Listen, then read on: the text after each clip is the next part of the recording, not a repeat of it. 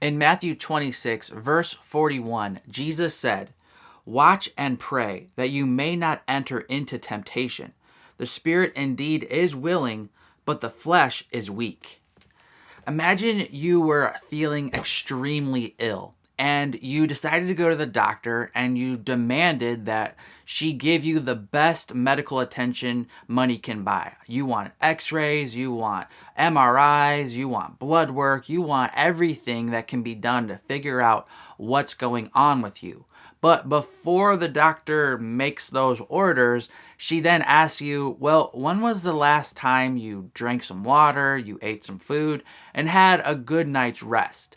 And then you respond, well, I'm going on a week without food. I haven't drank any water in 2 days, and I haven't really got a good night's sleep in years. Do you see where I'm going with this? Oftentimes, we imagine that complicated problems require complicated solutions, but that's not always the case. Many times when we're dealing with a problem that we feel is huge, like dealing with sexual temptation or trying to overcome past sexual sins or guilt or something along those lines, we feel this problem is so big that we overlook the simple solutions that God has offered to us. Though they're simple, they are the answer. Resisting sin and trying to grow and sanctify your sexuality should be treated very much like you would be going to the doctor and trying to figure out what the best course of action is for your physical health. You may really need a specialist. You may really need the MRI and the blood work and the brain scans and all these other things, but the doctor's not going to know that unless you first handle the basics of your health. Drinking water, eating food, sleeping. After you do those things, then you're going to have a baseline to judge your health by, and then the doctor may say, yeah, you do need a specialist. Likewise, when it comes to your spiritual health, you're not going to really know if there's some sort of deeper issue that you need special help with if you're not first doing the basics. Maybe you do need professional counseling.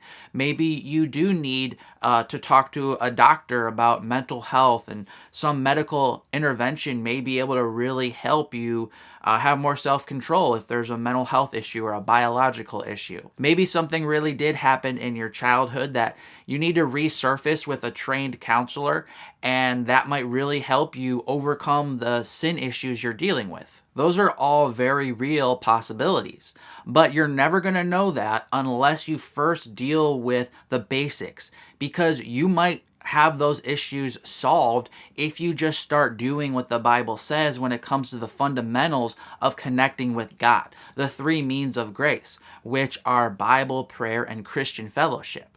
So today I want to talk about the power of prayer. So let's go back to what Jesus said in Matthew 26, verse 41.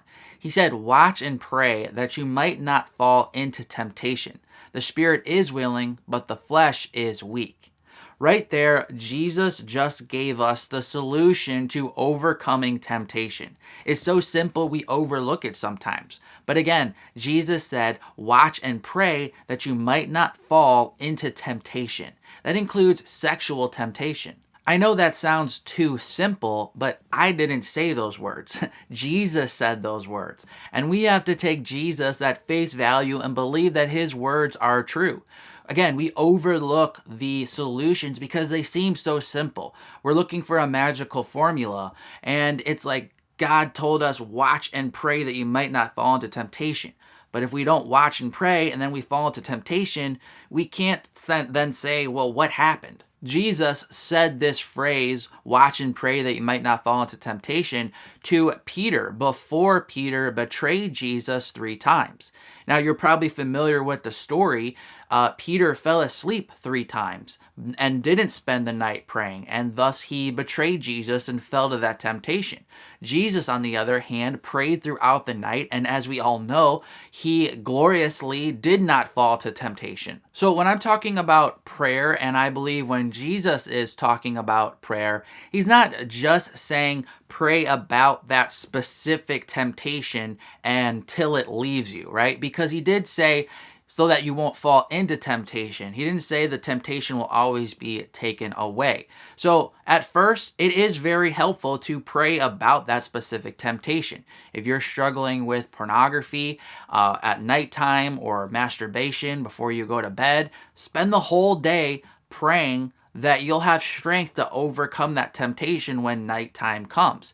If you're someone who's been struggling a lot with getting into relationships that end up with premarital sex, pray while you're single and not in a relationship that God gives you the strength to resist those worldly relationships and gives you the self-control to only enter into a godly relationship. Pray specifically about those things every day, throughout the day, in the morning, at lunch break, at night, when you think about it. Just pray about it all the time. But while those prayer requests really are helpful, especially for a concise period of time early on when you're starting that journey of sanctification, you should keep praying about it, but have an intense season where you're praying about it a lot.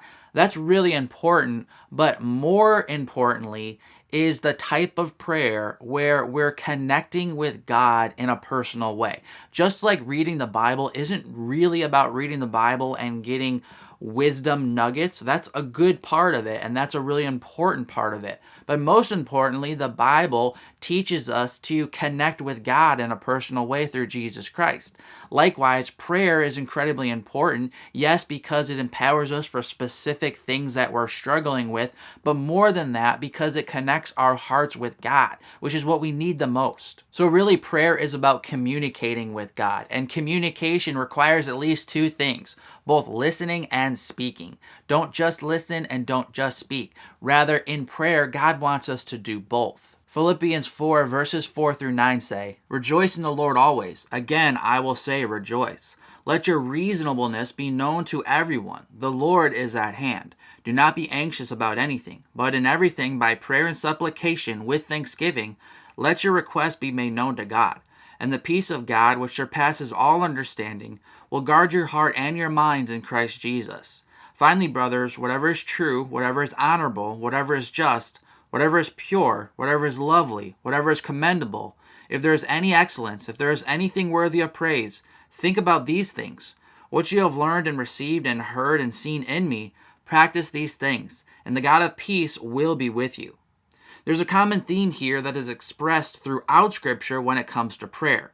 Notice that in the passage, the promise is not ultimately that the outer parts of your life will change, but rather the internal parts of your life will change. If you pray and spend time in God's presence, honoring Him with your thoughts, the peace of God will be with you. Going back to what Jesus said in Matthew 26 verse 41, here too we see that Jesus did not say that temptation will leave you if you pray, but that you will be empowered to not fall into that temptation. Again, he said, "Watch and pray that you may not enter into temptation." While 1 Corinthians 7 verse 5 is specifically said to married people, notice the greater truth here about prayer that can be applied to those in singleness who desire to overcome sexual temptation.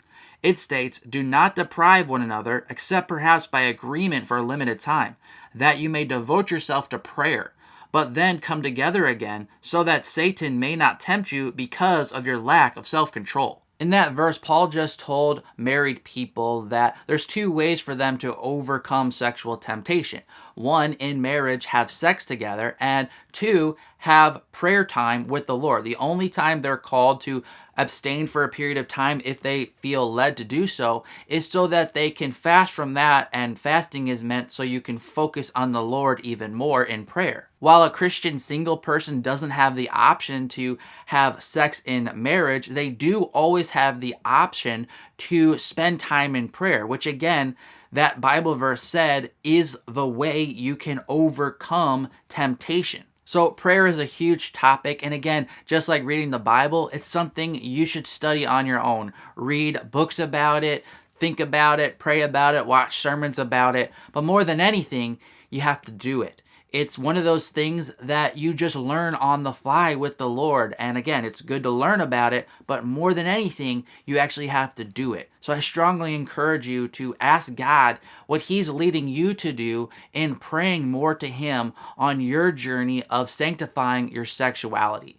Tomorrow, day 13, we'll talk about the power of Christian fellowship.